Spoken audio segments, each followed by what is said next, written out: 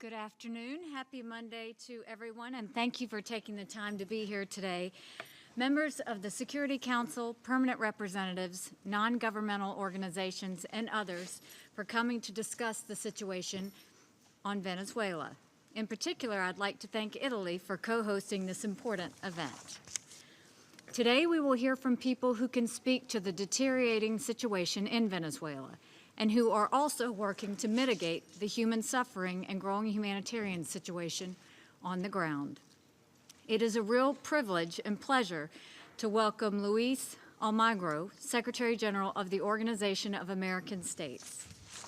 The OAS is the first multilateral organization to recognize the severity of the situation in Venezuela and the need for us to come together to address it.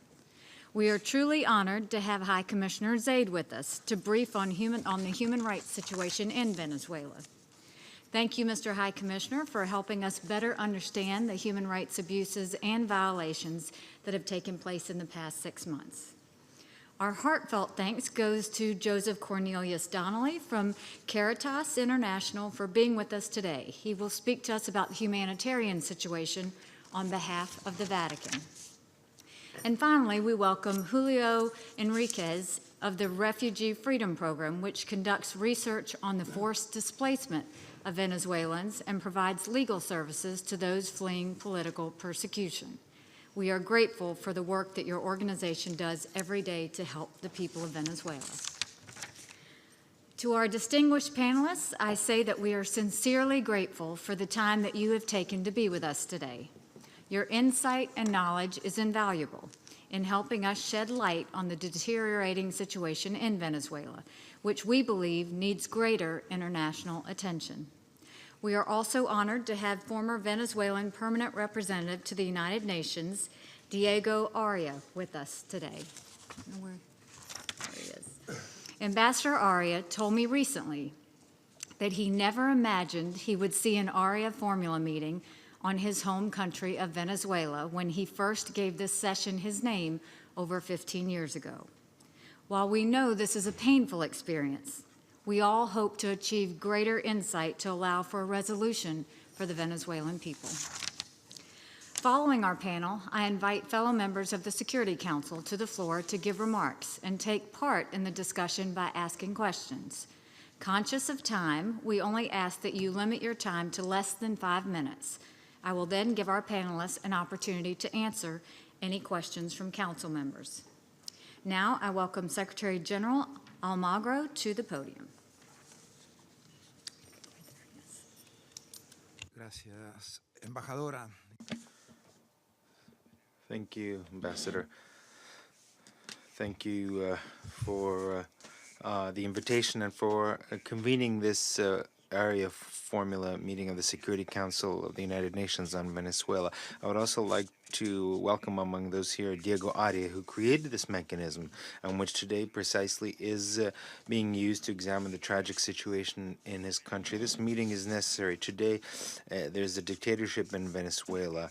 The government is, the country is ruled by criminal structure with official links with drug trafficking that uses the state resources to traffic drugs and for money laundering. Those in the oppositions are tortured and imprisoned.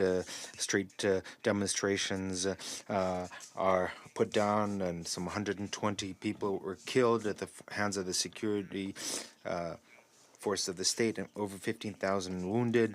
One of the richest countries, a world oil power, has basically seen its people in a situation where they lack food and medicine. And in fact, the judiciary in the country has become basically a part of the apparatus of repression as well, just like the National Electoral Council.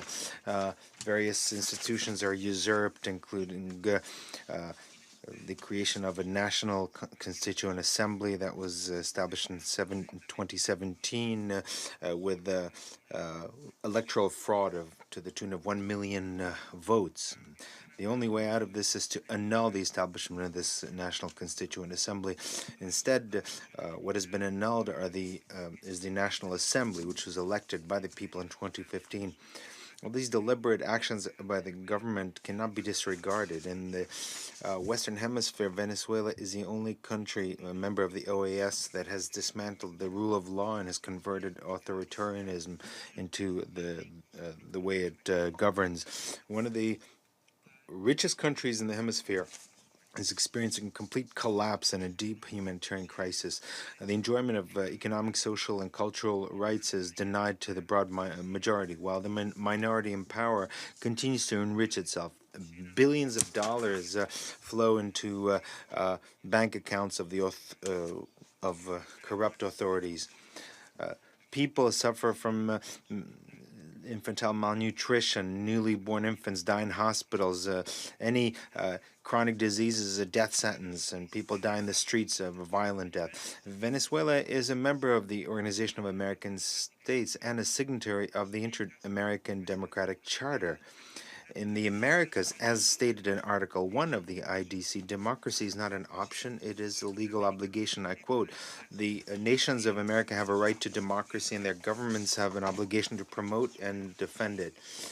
Violations of principles and commitments derived from the Inter-American Democratic Charter have made it necessary to invoke Article 20, given the serious alteration of the constitutional order in the country, as reflected in a resolution of the Standing Council of the 3rd of April. As the Charter of the OAS states, within the United Nations, the Organization of American States is a regional body.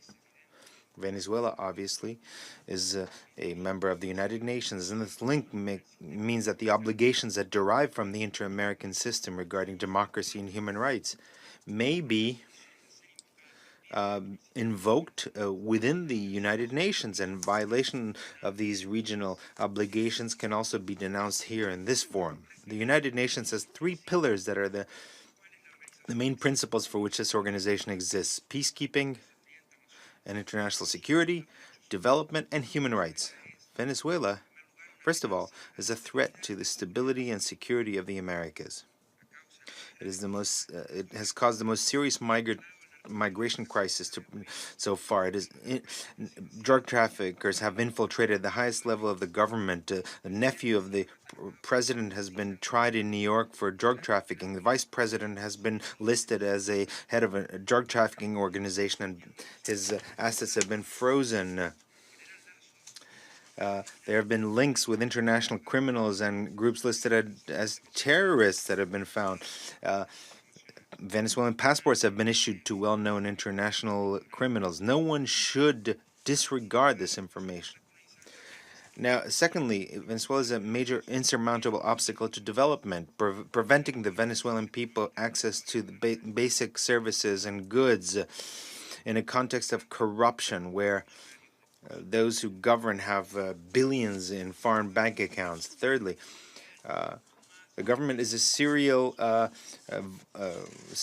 violates serially the human rights of its people. It kills, tortures, imprisons, censures, and annuls the authority of those elected by the people.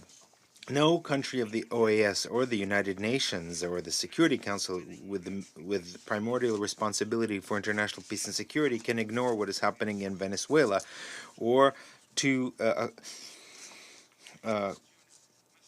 not to condemn this. The more voices condemn these actions, the closer we'll be to reestablishing the liberties of Venezuelans. Silence, methodological excuses or procedural excuses, absences, a neutral or condescending language, all these are the main reasons why the Venezuelan regime continues to torture, kill, prosecute, and have prisoners of conscience. There is no political, legal, or economic argument that justifies helping out the killers and the torturers. Realpolitik, poorly understood in avoiding condemnation and sanctions, becomes an immoral politic. The regime has demonstrated many times that its only goal is to use force and the resources of the state against its people to perpetuate itself in power and preserve its privileges, and is ready to use any means to achieve this goal. The Caracas regime is a constant threat for the prosperity, health, and life of its citizens, as well as an essential factor for social and political destabilization in the whole region. Now, thousands of citizens have been detained arbitrarily, mostly without trial. Many have been brought to military tribunals. They've been hit and tortured. The Venezuelan people deserve to recover its democracy and their rights. This is a task of the people of Venezuela, but it's also a responsibility of the international community to work for this goal. It's time to take the necessary steps to confront the unprecedented crisis that Venezuela is experiencing and to contribute to restoring the constitutional order. To do this, first of all, it's important to continue insisting on the full compliance with recommendations that I've formulated in 4 reports on the situation on Venezuela. First of all, annulment of the National Constituent Assembly, cessation of all repression, release of all political prisoners, end of torture, a comprehensive electoral timetable, including presidential elections that ensures the holding of free, fair and transparent elections with international observers from the European Union and the OAS, the 2 international organizations with the best capability to do this. The return to a constitutional order with full respect for separation of powers and the opening of a humanitarian corridor. Secondly, it's important that Venezuelan institutions are supported, including the National Assembly and the legitimate Supreme Court that is currently in exile. Third, it's important to bolster sanctions against the regime and those from the regime who are responsible for violations of human rights or those who are involved in transnational organized crime, against those who have undermined democracy. We would like to echo the words of President Macri, who demanded an oil embargo. As we've seen, death, poverty, and suffering are the direct responsibility of this government, of its inefficiency, of its criminal activities, and it's due to its corruption. Lastly, it's important to continue with investigations to see whether crimes have been committed or continue to be committed, crimes against humanity by members of the government. It's important to analyze evidence that demonstrates the use of killings, torture, sexual violence, or other types of violence against the civilian population and against the opposition in Venezuela. Legal experts will need to determine whether the situation in the country deserves for this issue to be brought to the International Criminal Court. I'm convinced that the response of the international community will set a precedent for the future of our nations and people regarding the promotion and protection of human rights. There are only 2 options. On the one hand, where the political, ideological, economic, or personal interest make us turn away, or that we comply with our duty and ensure that the fundamental liberties and freedoms in Venezuela are restored. Thank you. Thank you, Secretary General Almagro, for your comments, and we will now turn it over to Commissioner Zeid. Thank you, Ambassador Haley, distinguished co-chairs, distinguished panelists, members of the Council, ambassadors, and friends. I'm grateful for your invitation and welcome the opportunity to inform the members of the Council about the grave human rights situation in Venezuela. In doing so, I, of course, believe Venezuela deserves the attention of the Council proper. I also have no doubt that Venezuela and others will accuse me of selectivity, a claim which rings hollow given how often I address publicly the human rights records of virtually all states, including all members of the Council and even the chairs of this meeting themselves. In late August, I issued a report documenting human rights violations and abuses in the context of mass protests that occurred from the 1st of April to the 31st of July 2017. The report documents extensive and serious violations of human rights by national authorities aimed at curbing anti-government protests. It concludes by pointing to the existence of a policy to systematically repress political dissent and instill fear in the population.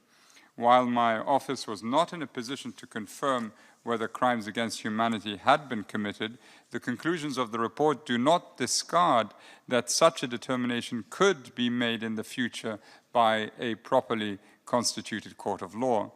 I also urged the Human Rights Council at the time of the report's release to establish an international investigation into the human rights violations in Venezuela. I wish to reiterate that call. The fact that most of these violations have so far remained unaddressed, even unacknowledged, may have an adverse effect on the stability of the country and the region. Since then, while it remains critical, the human rights situation has further evolved. Protests have decreased dramatically, and so has the number of related deaths and arbitrary detentions. However, my office has continued to receive reports of harassment, arbitrary detentions, torture, or ill treatment of people opposing the government. The use of excessive force by Venezuelan security forces, as documented in our report, marked the continuation of a pattern that existed since at least 2014. An investigation by the Attorney General's office indicates that security forces were responsible for 357 extrajudicial killings between July 2015 and March 2017. In compiling the report, my office found that national security forces had systematically resorted to the arbitrary detention of protesters. The numbers were simply unprecedented in the recent history of the country. There were 5,051 protest-related arbitrary detentions recorded, of which 600 civilians were presented before military courts. Furthermore, patterns of ill treatment, sometimes amounting to torture, and serious violations of due process rights were also documented. The report found that some detentions may have constituted enforced disappearances. While arbitrary detentions have dropped since the end of the demonstrations, around 400 new cases were recorded between the 1st of August and the 31st of October. The detentions appear to have become even more selective, targeting people identified as protest leaders as well as political opponents, including mayors and parliamentarians. The lack of respect for due process rights continues to prevail. The great majority of people who were released, around 5,000, still face criminal prosecution and live in fear of being rearrested. Some have opted to leave the country. While some of the cases brought before military tribunals were transferred to ordinary courts, according to the Foro Penal Venezolano, and Julio will, I'm sure, speak to this, 198 civilian cases remain within military jurisdiction. My office has further received information alleging that ill treatment and torture of detainees has continued. I am dismayed at the absolute lack of information on any progress in respect of investigating acts of torture and other ill treatment of detainees. Many victims have reportedly refused to file complaints for fear of reprisals and because they have lost all confidence in the justice system. As reported by my office, attacks against media outlets, journalists, and other media workers escalated with the protests. Attacks and restrictions on the media have continued to be recorded following the establishment of the Constituent Assembly. On the 8th of November, the Constituent Assembly adopted, and I quote, a constitutional law against hatred for peaceful coexistence and tolerance, end quote, which will further affect the freedoms of thought, expression, and information. Anyone who encourages, promotes, or incites to hatred, discrimination, or violence could be subjected to from 10 to 20 years of imprisonment. The law also gives the government power to ban political parties, organizations, and social movements that promote hatred, intolerance, and war, and contains specific obligations and related sanctions for the media, including social media. The law is vague, allowing for its discretionary interpretation and application to prosecute anyone expressing dissenting opinions. I am alarmed about the continued deterioration of rule of law, particularly the judiciary. By the end of July, the Office of the former Attorney General had launched investigations into at least 124 protest-related deaths and about 2,000 injuries. My office has received allegations that the new Attorney General may have modified the lines of investigation established by his predecessor for most cases of protest-related killings. The lack of public information has prevented my office from assessing whether there has been any genuine progress in investigations. I'm also concerned about the actions of the National Constituent Assembly.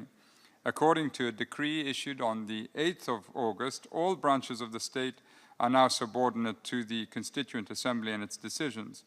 Even the provisions of the Venezuelan Constitution remain valid only if they do not contradict legislative acts passed by the Constituent Assembly in violation of the fundamental principle of legality. It would be difficult for Venezuela to persuade the international community that its democracy has not been severely compromised. The Commission of Truth, Justice, Peace, and Public Tranquility created by the Constituent Assembly does not meet relevant international standards. The fear is that the Commission will be instrumentalized to persecute political opponents and other dissidents. In this political context, millions of Venezuelans live in hardship as the government refuses to recognize or address the existence of a humanitarian crisis. A 2017 Food and Agricultural Organization report found that undernourishment had increased by 1.3 million people over the last 3 years. Inflation is so high that today a family needs 16 times the minimum wage to access the basic food basket. My office has also received worrisome reports pointing to discrimination based on political opinions in the distribution of food through the governmental program known as clap bags, and to the manipulation of access to this program for electoral ends. The health situation has continued to deteriorate given the continuing shortage of medicine and lack of access to medical care. Mosquito-borne diseases as well as infant and maternal mortality rates are on the rise. The starkest reflection of the deterioration of the human rights and humanitarian situation is the ever-growing number of Venezuelans fleeing the country. According to UNHCR, between 2014 and September 2017, over 100,000 Venezuelans sought asylum abroad, half of them in 2017 alone. UNHCR estimates that at least 600,000 Venezuelans have recently migrated to neighboring countries without lodging asylum claims. The main reasons invoked are specific threats by armed groups, fear for being targeted for one's political opinions, threats and extortion, high levels of crime, domestic violence, food insecurity, and lack of access to adequate healthcare, medicines, and basic services. I welcome the oral invitation of the government for my office to provide technical support for the implementation of the Universal Periodic Review recommendations it has accepted. Yet, I must underscore that to achieve meaningful results, my office should be able to conduct a comprehensive assessment of the human rights situation in Venezuela. If the government of Venezuela is confident that human rights are being respected, it should have no problem granting access to my office. I firmly believe that if we are serious about preventing a further deterioration of the multifaceted crisis in Venezuela, we must put the protection of human rights of all and accountability for serious human rights violations at the center of our agendas. This serious human rights situation is taking place within a wider severe economic and social crisis in the country and an increasingly unstable and polarized national political situation. As the country prepares for municipal and presidential elections in the coming months, for these to succeed, the human rights situation, lack of confidence in the electoral system, and the violence experienced over the last months need to be addressed. If no steps are taken to confront the serious human rights violations in Venezuela, I'm very much concerned about the negative destabilizing effect it could have on the region as a whole. President Santos of Colombia has expressed concerns about the situation in Venezuela recently amid fears that, and I quote, an implosion in the neighboring country could affect the peace process involving the Colombian government and former guerrilla groups, end quote. It is therefore appropriate that the members of the UN Security Council are briefed on the situation in Venezuela, given the threat it poses to international peace and security. I thank you for your attention. Thank you, Commissioner Zeid, for taking the time out and for also prioritizing this on your agenda. We appreciate it very much. And now we'll turn it over to Joseph Donnelly of the Caritas International. Good afternoon. Greetings, Your Excellencies, ladies and gentlemen, all concerned colleagues in this room this afternoon. Caritas International is a global confederation of 165 national members serving in 200 countries and territories for the last 7 decades. We are 1.5 million staff and volunteers, and we are very present in Venezuela. The motto of Caritas Venezuela is "Help us to help" 31.5 million people in Venezuela. Venezuela faces complex economic dynamics, high inflation and low oil prices, and socio-political dynamics. The lack of political consensus to address these emerging needs are impacting a large part of the population, especially in their access to basic products and basic services. These complex dynamics make the crisis in Venezuela worse, causing the population that have no access to food, medical attention, or basic services to feel helpless. According to several recognized universities, 82% of Venezuelans are currently living in poverty. The accumulated annual inflation of the last 12 months reached 1,081%, the highest in the world. And the Instituto de Estudios Superiores de Administración projects an increase of 4.700% in the next year. Health is deteriorating due to a severe shortage, about 90% of, and lack of access to pharmaceutical products. This situation has resulted in a rash of diseases that were thought to have been eradicated, in particular, malaria, diphtheria, and tuberculosis. Food prices have increased by 650%. Only 4 million people of the 31.5 million Venezuelans eat twice a day, and 68% of families have resorted to survival strategies such as scavenging, foraging, and prostitution to acquire food. Parents are allowing children to sleep more and miss school. Older family members are denied food to feed the children, and families are being dismembered while parents send their children to other relatives in better situations.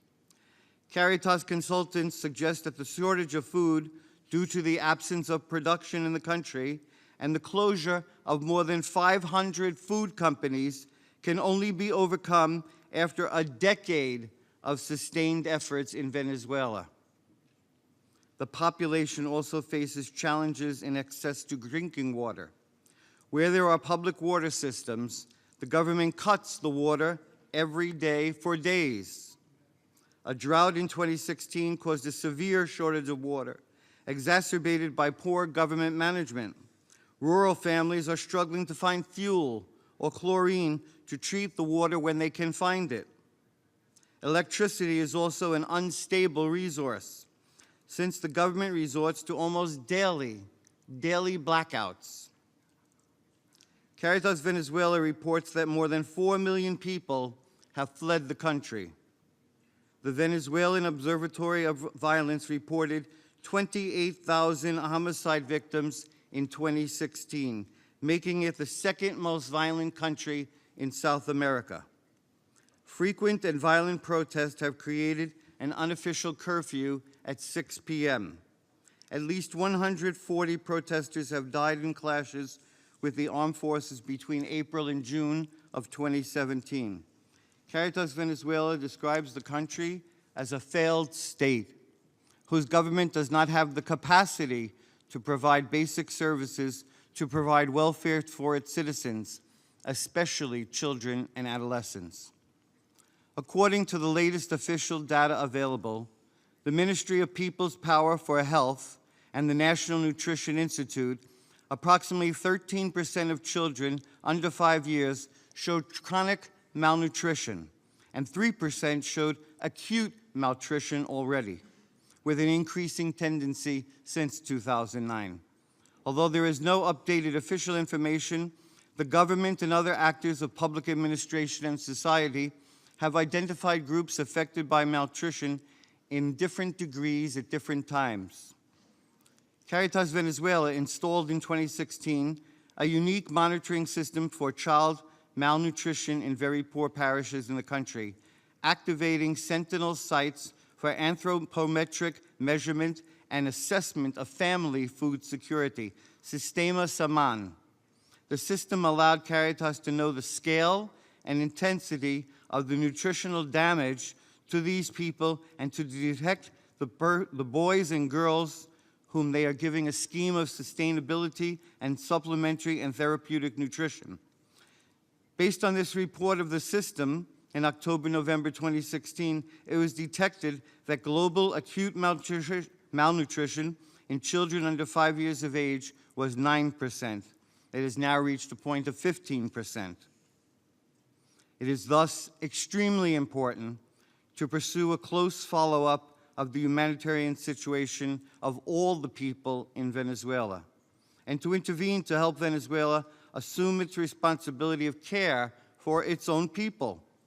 Caritas International has shown its readiness to accompany Caritas Venezuela in scaling up its involvement to reach out to the most destitute, the most vulnerable, to leave no one behind.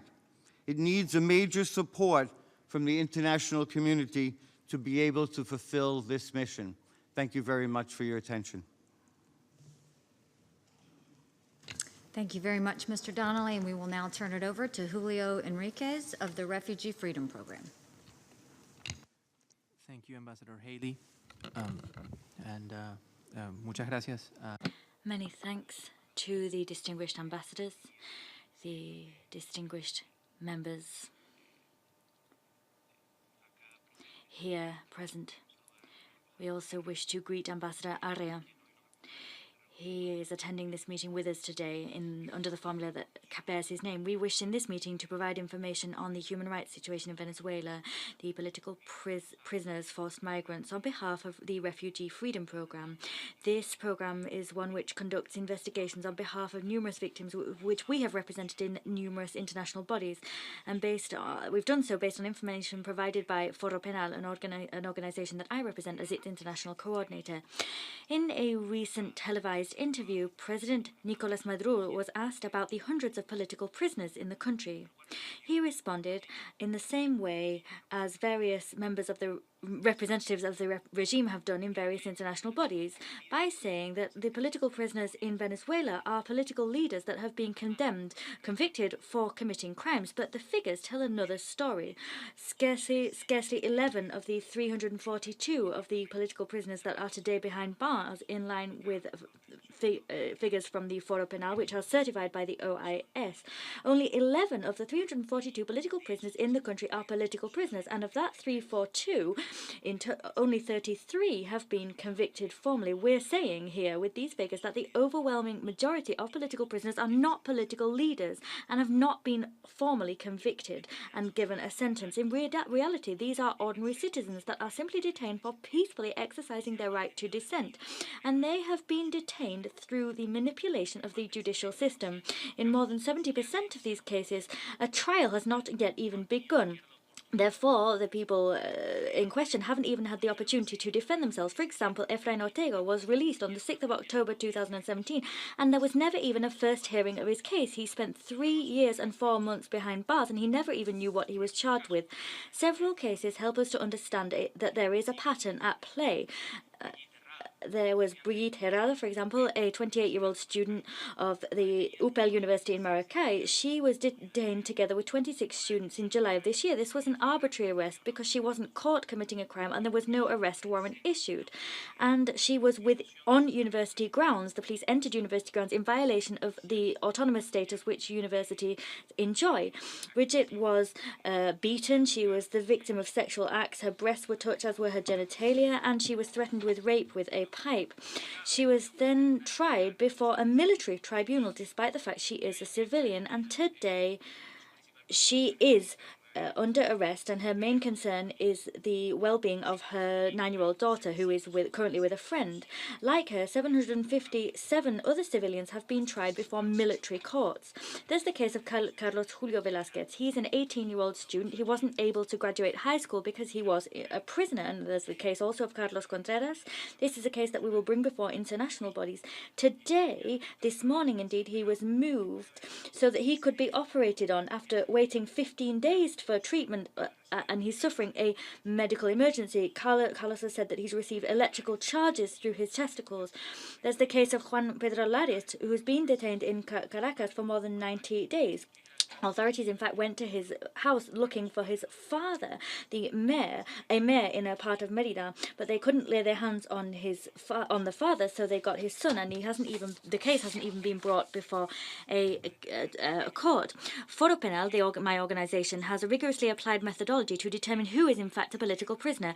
The criteria used are threefold. To be a political prisoner, someone must have been arrested arbitrarily, the arrest must have been conducted on political grounds, and the detained person must not have actually carried out acts of violence. Since 2014, January, 11,993 people have been arrested on political grounds. Today, as we've said, there are 342 political prisoners in the government. This government uses a practice which Foro Penal describes as the rotating door policy. Some people are arrested and at the same time others are released. When Maduro arrived in power, there were 11 political prisoners, only 11 in Venezuela. And at one point in July in this year, this figure had reached 670. 670 political prisoners. The regime has been very intentional in playing with these figures and have released many people since July, as you can see from current figures.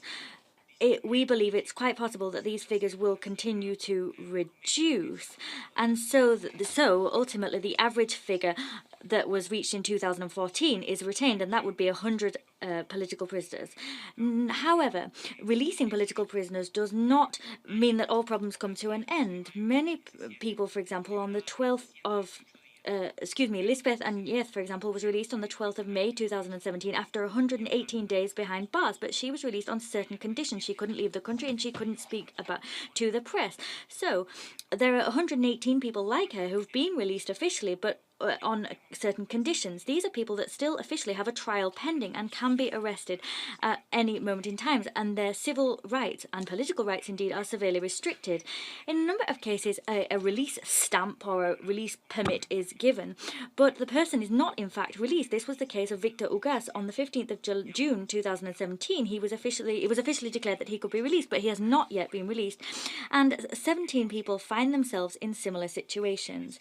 In 2017, there were 136 homicides as part of protests. Fabian Urbina was a 17-year-old student, and Armando Cañizales was a musician of 18 years of age, and both were killed while they were protesting. All of this is part of a coordinated, systematic plan spearheaded by the regime with a clear aim: intimidating political dissidents to retain power. Some people are prohibited from participating in political life through being detained, through being killed, or being exiled. The majority find themselves intimidated. 12,000 people have been arrested since 2014. Around 15% of these have been tortured. There is also at play a pattern of sexual violence against women. Those detained are refused medical treatment. This was the case for Carlos Andrés García, and that denial of medical treatment led to his death on the 17th of December. After having demonstrated that they're ready and willing and able to kill Protestants, the fear that generates among the opposition means that their few leaders become hostages. This pattern of persecution against political dissidents is a policy that some would define as state terrorism. And under international law, the crimes being perpetrated are crimes against humanity, which the ICC must investigate. Persecution and the humanitarian crisis have produced wide-scale migration, and that is something to which countries in the region can bear witness. The number of forced migrants, refugees, and asylum seekers hailing from Venezuela is a number that's spiking. In the United States alone, there were around 21,000 applications for asylum from Venezuelans in 2017. More than 4,000 such applications were seen in Spain, around 13,000 in Brazil, and the figures abound. There are thousands and thousands of forced migrants that don't actually ask for asylum or refugee status, but nevertheless go to other countries such as Colombia, Peru, Chile, Trinidad, Tobago, and the Dominican Republic. We hope that this statement does not generate more reprisals against human rights activists in Venezuela. We think that the protection of human rights is a matter of universal interest. Venezuela must cease its persecution of human rights activists. There are human rights organizations such as Venezuela, like Foro Penal and Provea, that can act as fora to allow people to come together to look at how human rights might be respected while we see a political transition. Many thanks. Thank you, Julio, for that briefing, and I will now speak on behalf of the United States. You know, it's interesting, when we decided to do this Arria formula meeting, it was very much because when we held it back in May, we had all hoped for a better turnout. We had seen all the things that were happening in Venezuela. We saw it being reduced to the point of less democratic, more abusive. We saw the people hurting. And so that is the reason we decided to have a follow-up meeting today to continue the pressure on the government to right the wrongs that they had happen. What we have since found is we received pressure from regional partners not to have this meeting. This goal is not to degrade anyone. This is not to humiliate a region. This is only to lift up the region. This is a region that has many strong countries. And when you've got one right there that's the weak one, it makes everyone look bad. And so that's the reason we think it was important. But what was more telling was to see my Security Council friends that fell to the Venezuelan pressure to not attend at all. And I will tell you, that is proof to me that all of the issues that we're fighting for the Venezuelan people, all of the wrongs that we see, the fact that the government would go so far as to try and get people not to show up to a meeting is guilt. And that's unfortunate. We are here today to discuss the situation in Venezuela. It is one of the most breathtakingly tragic situations in the world. Here you have a country that by all measures should be in a strong condition. It is a country with vast natural resources and economic potential, a country with a democratic experience, a country that sits in a region that has made remarkable progress in moving away from dictatorships and toward freedom. And yet, all of that potential is being squandered by a government that cares only for preserving its own power rather than promoting the freedom and welfare of its people. Through violence, massive repression, corruption, and financial mismanagement, the Maduro regime is showing its true colors as a dictatorship. It is denying the voice of its own people by imprisoning political opposition, rejecting its own democratically elected National Assembly, and putting forth sham elections that everyone understands are phony. The Venezuelan people desperately want to control their own destinies. They know what a real democracy is like. They see it in their neighboring countries. Not only is this march against democracy denying the Venezuelan people their rights, in many cases, it is also denying them their health and their very lives. Davis Perez is the face of Nicolás Maduro's Venezuela. He died in an understaffed, under-resourced children's hospital in Caracas this summer. Davis entered the hospital for simple dialysis, but contracted sepsis from the unsanitary conditions. As CNN reported, he died covered with burning sores. His 14-year-old body shrunk to that of a 7-year-old. Davis Perez is part of a humanitarian tragedy occurring in Venezuela. He died in a healthcare system that forces mothers to give birth on the floor and has severe shortages of medicine and supplies. Infectious diseases that have been declared eliminated in Venezuela for 25 years are surging. Children are dying from malnutrition. But the story of Davis Perez and the system that killed him are only part of the reason that we're here today. The situation unfolding in Venezuela is more than a human tragedy. The crisis in Venezuela today poses a direct threat to international peace and security. Venezuela is an increasingly violent narco state that threatens the region, the hemisphere, and the world. The Venezuelan people are suffering under quadruple digit inflation. Not long ago, Venezuela had the highest GDP per capita in the region. Today, families struggle to live on just about $8 a month. The result is that Venezuela's neighbors are paying the bill for the violence and poverty the corrupt Maduro regime has inflicted on its people. In the last decade, nearly 2.5 million Venezuelans have left their homeland in search of viable living conditions. A staggering 500,000 Venezuelans have fled to Colombia and neighboring countries in search of safety, security, and a better life. We are here today to discuss the tragedy that is Venezuela. More importantly, we are here to discuss what we can do together going forward to help address this crisis. The Maduro regime is engaged in a desperate attempt to win back some of its completely shattered international legitimacy. We must not give the regime legitimacy until the regime's actions merit it. And they surely do not merit it now. The reality is just the opposite. I have used and will continue to use the convening power of the United Nations to draw attention to this crisis. When we raised this issue under any other business in May, we told the Council that a failure to respect human rights is a recipe for disaster. We provided examples from other countries like Syria, South Sudan, and Burma, where regimes have oppressed their own people, and those countries subsequently erupted into conflict. We warned that Venezuela was headed down the same path. In June, in the Human Rights Council, we heard from Venezuelans who described systematic and widespread violations of human rights under the Maduro regime.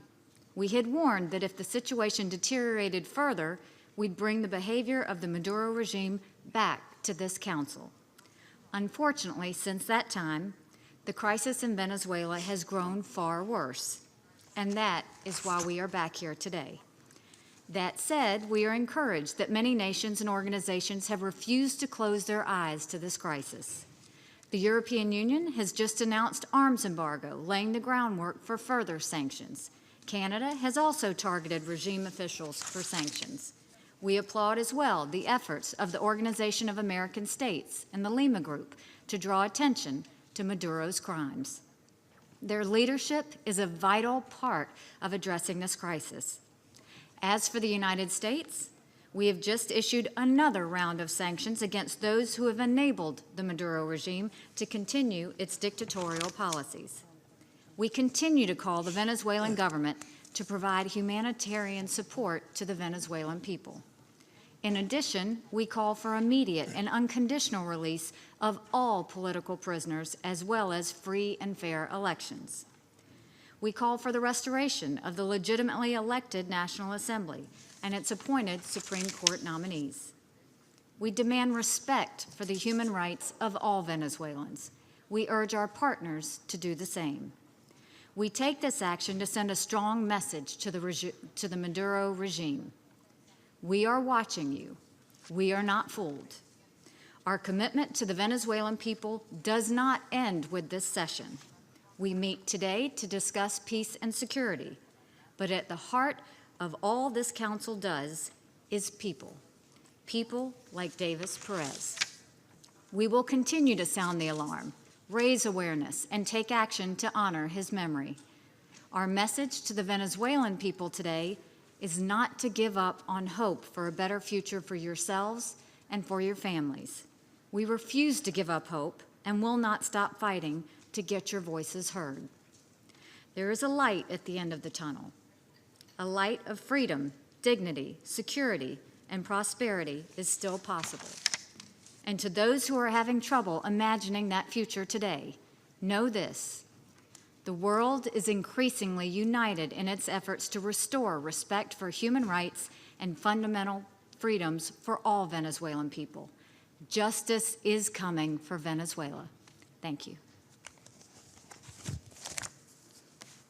I will now give the floor to members of the Security Council, starting with our co-sponsor, whom we are very grateful, and we will start with the representative from Italy.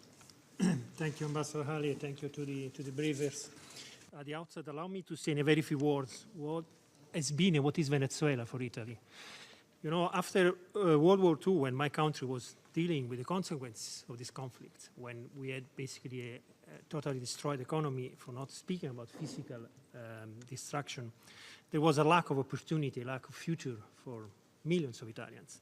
And Venezuela meant exactly this. During all the 50s, even the beginning of the 60s, thousands and thousands of Italians migrated to Venezuela. In some way was the last wave of Italian migration to the America after the United States, Argentina, Uruguay, Brazil. This means today that there are 150,000 older Italian passports living in Venezuela, and more than 1 million of Venezuelans that clear their Italian roots. So in some way, we are grateful to Venezuela because this country gave to a lot of my fellow citizens life, future, and hope.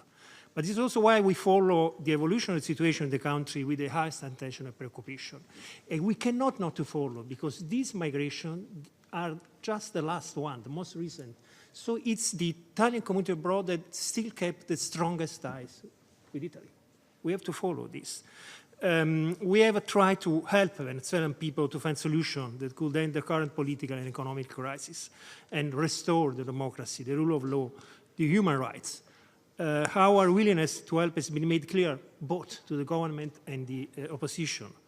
We also shared with both of them our concern for the continuous deterioration of the situation that was already illustrated by my fellow here. So I don't elaborate on this, but sure I cannot not signal that the establishment of the Constitutional Assembly, the modality through which the regional election has been held, has complicated even more the situation. But both the government and the parliament majority have the responsibility to identify ways and means to overcome the situation and find a common platform for the sake of the country. The crisis in Venezuela, clear, cannot be underestimated, also in the light of the spillover effects on the stability of the region, as showed by the larger migration flow that occurred toward the neighboring countries. And even if it's not a significant number, we have a clear number of Italo-Venezuelans coming back to Italy. That's really incredible.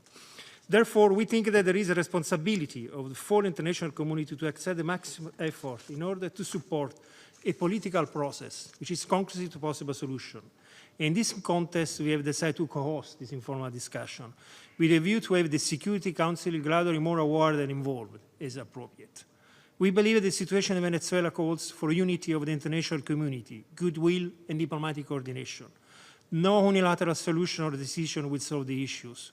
We are aware the view might differ on the analysis of the current situation and the responsibility, but we think, however, this should not prevent the international community from pursuing a shared interest, diffusing the current escalation of the crisis and alleviating the suffering of the Venezuelan people. Our effort should aim at restoring a credible dialogue with a view to draw a political process that could unite the country and bring back to people the possibility to decide about the future of their country. In this context, we thank the speakers for sharing their analysis and knowledge of the situation and providing the Security Council's members with a better understanding of Venezuela's challenges. It is in terms of political crisis, deteriorating social, economic, humanitarian situation, potential displacement crisis, rule of law, corruption, human rights violation, abuses, and so on, so on, so on.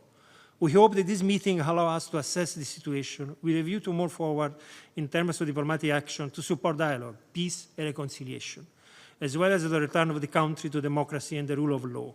We are convinced that the international community can play a role in this, but we are also convinced that the ultimate responsibility lies at the end with the people of Venezuela and their representatives.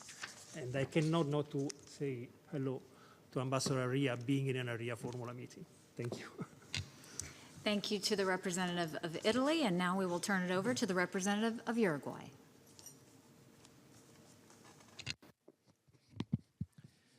Muchas gracias. Muchas gracias. Thank you. First of all, I would like to repeat what has already been said when we discussed the program of work of the Security Council for this month of November. Venezuela is not on the agenda of the Security Council, and the sessions under the Arria format are not meetings of the United Nations Security Council. As we've already stated during informal consultations under any other business that were held on the 16th of May at the request of the United States, and as we would like to repeat today, we believe that the situation in Venezuela is not a threat to international peace and security. The importance of the topic that we're considering certainly, nevertheless, justifies our participation in this meeting.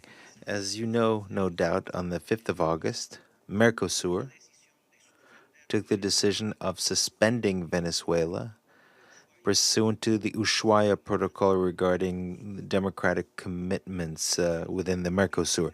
The decision was taken based on the fact that there has been a severe disruption of the democratic order in this country. Since August, repression and arbitrary detentions have increased, and the restriction on individual liberties have been increased. Various measures announced by the government have reduced the possibilities for political debate and negotiation. And that without prejudging what has just been said, the countries of Mercosur declared their intention to continue insisting, both individually and collectively, for Venezuela to comply with the commitments that it has signed up to in a free and sovereign way. Commitment to democracy is the only acceptable form of government in the region. The Venezuelan government cannot aspire to peaceful coexistence with its neighbors in the region until democracy is reestablished in the country. At the same time, the members of Mercosur consider that the only acceptable instruments for promoting democracy is dialogue and diplomacy. The government of my country, on the 1st of August, stated that once the National Constituent Assembly is elected, its commitment with the Bolivarian Republic of Venezuela in the search for a negotiated and lasting solution that puts an end to violence and the polarization of Venezuelan society. And the government once again underscored that imprisonment of opponents is not a solution. It requested the release of Leopoldo Lopez, Antonio Ledesma, and other political leaders. Uruguay has constantly urged a peaceful political solution through dialogue, faithful to its commitment to international law, and in particular, the full respect for human rights, non-intervention, and the solidarity with the brethren people of Venezuela.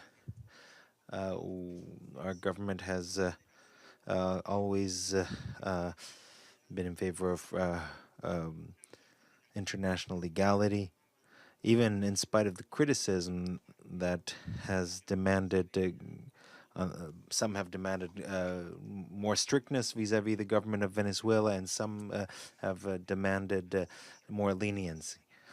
Now, regarding the initiatives to establish a regional dialogue that's well-balanced and accepted by all parties to find a solution to the serious conflict, Uruguay has promoted this type of approach. But the Venezuelan government has rejected the proposal made by Mercosur and the government of Uruguay. Together with other founding countries of Mercosur, Uruguay has condemned the decision by the Constituent National Assembly to usurp the authority of the National Assembly of Venezuela, a body that was democratically elected by a majority of the Venezuelan people on the 6th of December of 2015. And this is This is the only legitimate body that holds legislative power in the country. Now, by annulling by the National Assembly, this has severely restricted democracy. Uruguay has promoted dialogue to resolve the crisis and has attached priority importance to upholding the rule of law and respect for human rights. To achieve this goal, we believe that negotiation should be the top priority, negotiations in the framework of Mercosur and within the Organization of American States. To conclude, Uruguay considers that dialogue is the only path to resolve the situation that Venezuela is experiencing, and various regional organizations and mechanisms play a key role in this process. Thank you very much. Thank you to the representative of Uruguay. And to bring to everyone's attention, we do now have full interpretation. I think there may have been some limited interpretation earlier, but we now have full interpretation. And now we'll turn it over to the representative of France.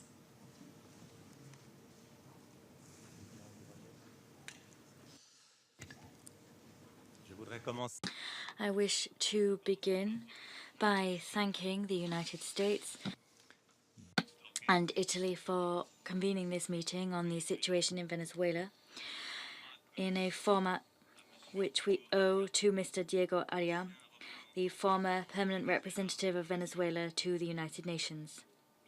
We also wish to thank the Secretary General of the Organization of American States, the High Commissioner of the United Nations for Human Rights, Mr. Donnelly and Mr. Henríquez, for their very enlightening statements on the crisis and how it is playing out. I wish, first of all, to return to the grave concerns which we have voiced regularly in recent months. I will then go on to raising the issue of the path which we should follow to prevent the potential consequences on international peace and security of the Venezuelan crisis and how we should respond to the humanitarian consequences of this political crisis. Indeed, our concerns are primarily of a political and humanitarian nature. France deplores the continued worsening of the political situation in Venezuela, despite numerous appeals issued by the international community for the respect of fundamental principles of democracy and human rights. Let us particularly recall the unconstitutional substitution of the National Assembly by a constituent assembly whose legitimacy has been strongly contested. Let us also point to the regional elections held 15th of October last, which were seriously irregular and were not transparent in any way, and that calls the results of the ballot box into question. We have also noted worsening of press freedoms, the tightening of freedoms of expression, and the freedom of assembly and protest throughout this year. Figures of the opposition and civil society continue to be arbitrarily arrested outside any legal framework. Civil society, including NGOs, are the victims of increasing pressure brought to bear on them by the authorities. In the humanitarian sphere, my country is particularly concerned by the consequences of shortages on a people who now no longer are able to find enough food to feed themselves or resources to care for themselves. We cannot look away while the Venezuelan people are being hit by this political crisis head on. This situation is all the more unacceptable given that the economic potential of Venezuela, as we're all well aware, should guarantee that each and every Venezuelan citizen can enjoy prosperity. The crucial issue when it comes to how to emerge from this crisis is one that we must consider at a time when the regional consequences of this crisis can no longer be ignored. First of all, there is the fact that the violations of human rights sow the seeds of instability in the region. The Venezuelan authorities must uphold their international human rights commitments and therefore must respect press freedoms, freedoms of opinion, and the right of each and every individual to have a fair trial. Investigations must also be conducted into all incidents, and perpetrators of violence must be brought to justice. We note with concern that these human rights violations are also having regional consequences, particularly what we're seeing as a result of human rights rights violations are population displacement. This political crisis is becoming increasingly deeply rooted and is having harmful effects on a regional level. These have been observed in a number of regions, and this means that there is now more than ever a need for credible international mediation efforts. Such mediation efforts must have trust placed in them by both the government and the opposition if we are to restore calm and stability and to preserve constitutional order in Venezuela. In this connection, the restrictive measures adopted to date by the European foreign ministers in Brussels demonstrate the extent to which the European Union is determined to oblige the government to opt for negotiation and a peaceful solution to the crisis. We must be able to strengthen such mechanisms if no tangible improvements are seen on the ground. Indeed, we are convinced that resolving the crisis in a lasting fashion involves restoring dialogue in good faith between all political forces and political institutions in Venezuela. It also involves the holding of free and transparent election according to a precise time frame, and it also involves the effective separation of powers. The parliament must be restored and must have returned to it the prerogatives given to it by the Venezuelan Constitution of 1999. The release of political prisoners and the respect of rights bestowed upon all political actors by the Constitution to vote and to participate in elections are also measures which are necessary and which will be crucial in ensuring a resolution to the crisis. These measures could restore trust, help the country to return to a situation of political stability, and allow it to emerge from the vicious economic circle in which it currently finds itself. We fully support the efforts made to take all these measures by regional stakeholders, the OAS, and the Secretary General of the United Nations. In our view, what is crucial is not to exacerbate tensions either at a domestic or regional level. We need to be particularly mindful of ensuring that all actors involved in the mediation process are legitimate. All efforts to move along this path are welcome, and France will therefore support all initiatives taken in this regard. Thank you. Thank you to the representative of France, and I will now turn it over to the representative of the United Kingdom.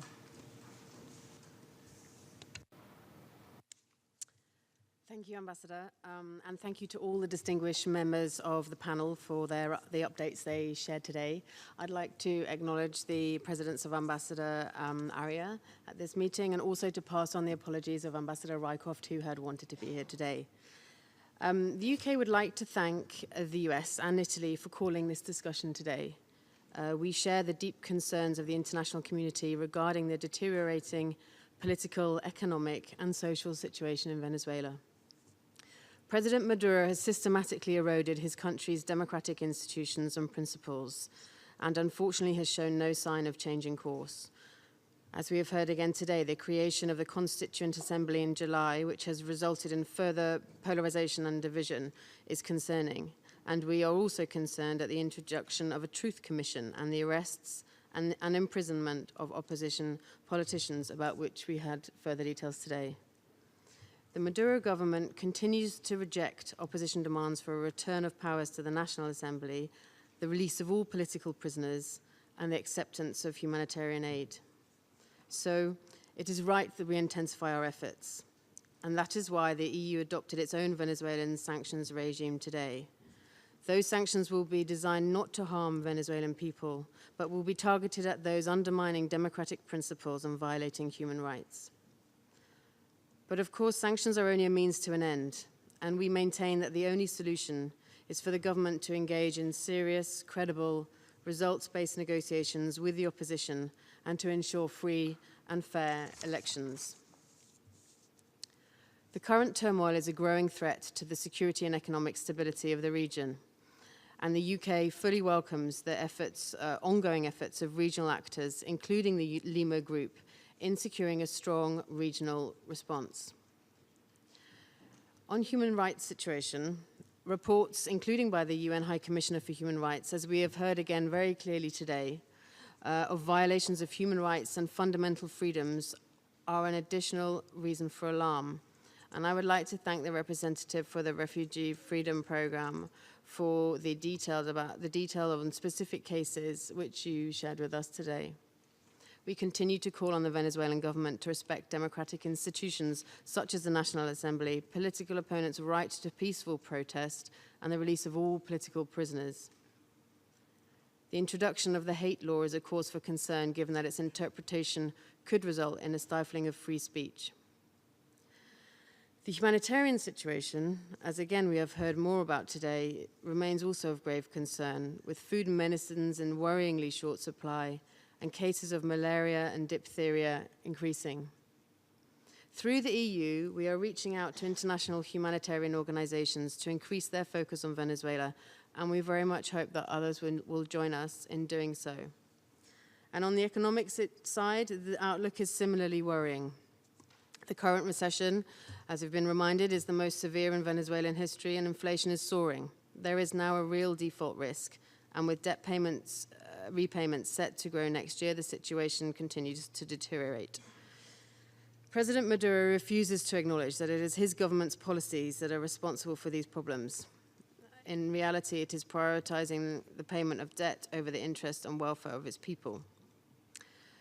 As my Foreign Secretary Johnson said in July, Venezuela stands on the brink of disaster, and we must act now before it is too late. The UK calls on the Venezuelan government to urgently restore its democratic legitimacy by holding credible and meaningful negotiations with the opposition, adopting a full electoral calendar with free and fair elections, releasing all political prisoners, and allowing access to humanitarian assistance for its people. The UK will continue to offer our full support to regional and international efforts to find a lasting solution to the crisis. Thank you. Thank you to the representative of the United Kingdom, and now we will turn over to the representative of Ukraine. Thank you, Madam Chair. Thank you to all distinguished briefers for your valuable insights. We are convinced that the situation in Venezuela requires a political solution based on compromise and understanding among all parties.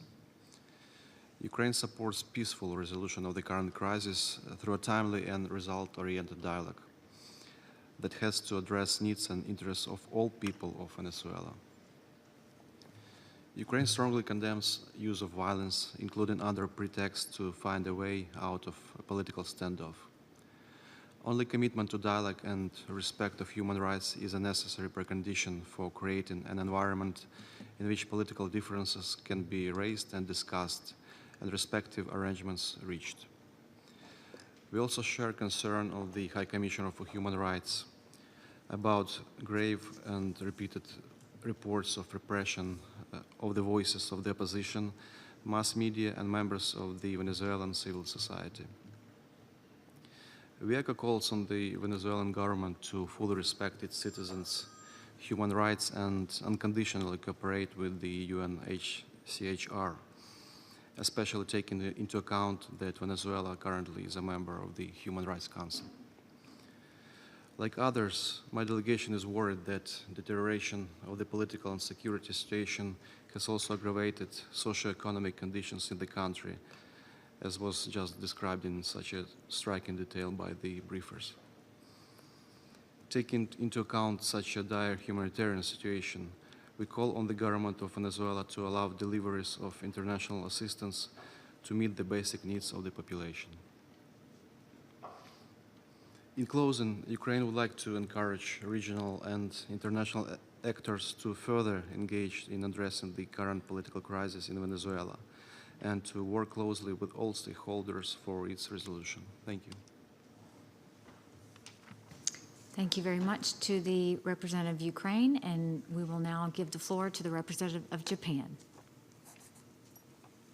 Thank you, Ambassador. I thank the United States for organizing this Arria meeting on the situation in Venezuela. This meeting is an important opportunity to further raise awareness, and I am grateful for all briefers for their explanations on the situation in Venezuela. Japan expresses its deep regret over the current political, economic, social situation in Venezuela and considers the situation to be deeply lamentable.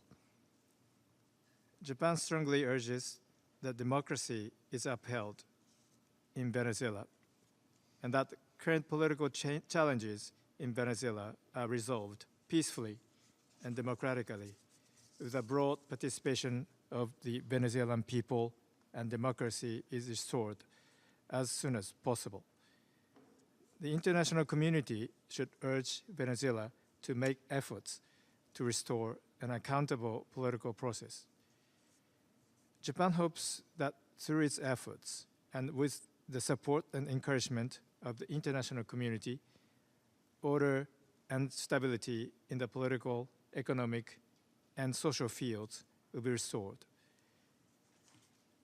Under the current situation, the Venezuelan people are facing economic hardship. Japan will continue to provide assistance based on the principle of human security to the people of Venezuela. Thank you very much. Thank you to the representative of Japan. We now give the floor to the representative of Ethiopia. Thank you so much, Ambassador. We thank all the panelists for their respective briefing on the situation in Venezuela. We understand the country is going through a difficult period. No doubt this is not the first time that Venezuela is facing political problems, some of which have been very serious. Two issues can be raised in connection with this. The first is that the country did manage to resolve those problems without abandoning its governance practice, which allowed space for the opposition. And the opposition has continued to play an important role in the political process in the country.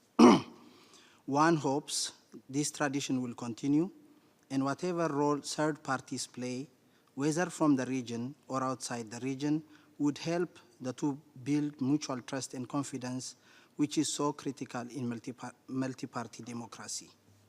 The second issue related to the fact that conflicts in the past in Venezuela have indeed witnessed episodes which may have made many Venezuelans very suspicious of initiatives from outside, no matter how well-intentioned they might be.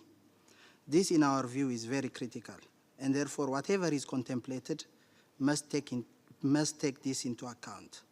That is why we believe the difficult political and socio-economic condition in the country should be resolved through dialogue and negotiation between and among Venezuelan political actors within the framework of the country's constitution and taking into account the interests and concerns of the Venezuelan people.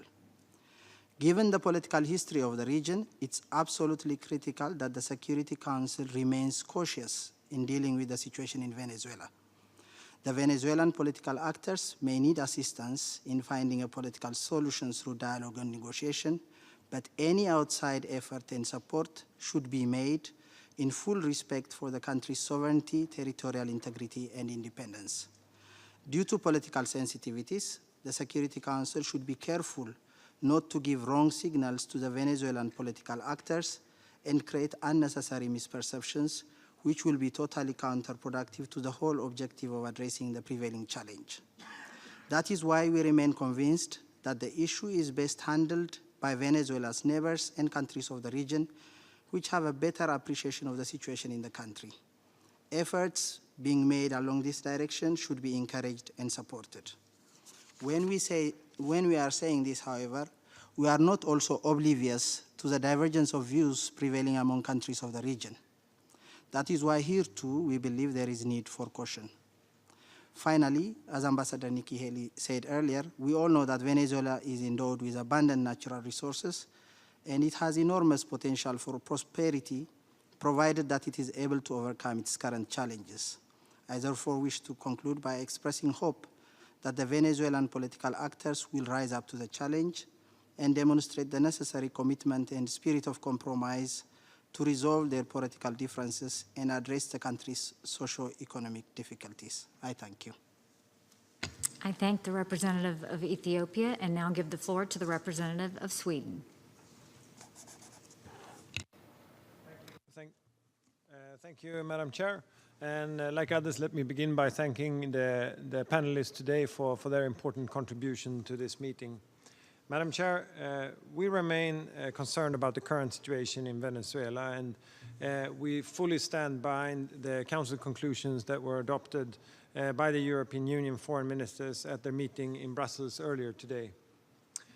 We are fully committed to helping Venezuela find peaceful and democratic solutions to the crisis in the country.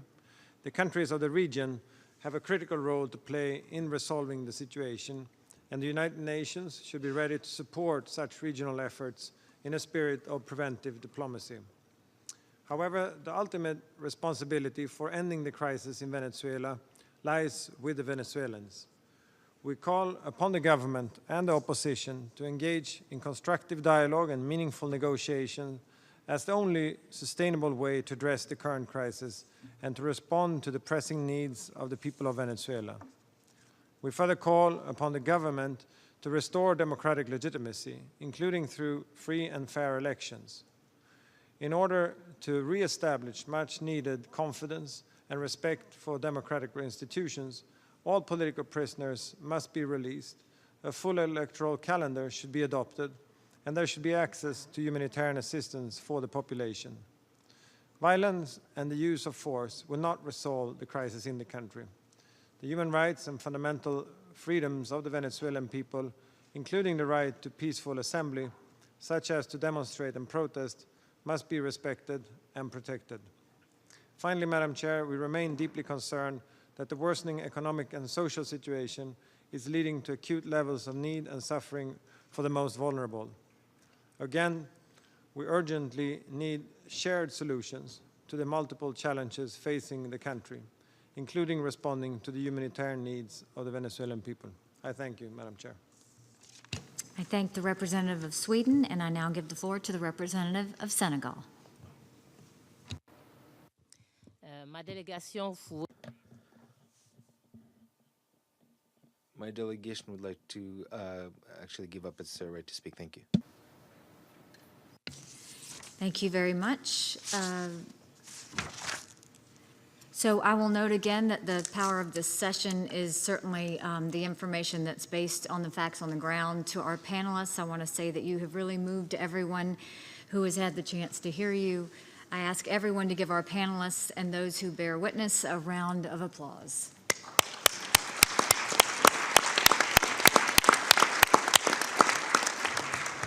And hope that we all see improvements in Venezuela going forward. If not, we will be back here again. Thank you very much. Have a good afternoon.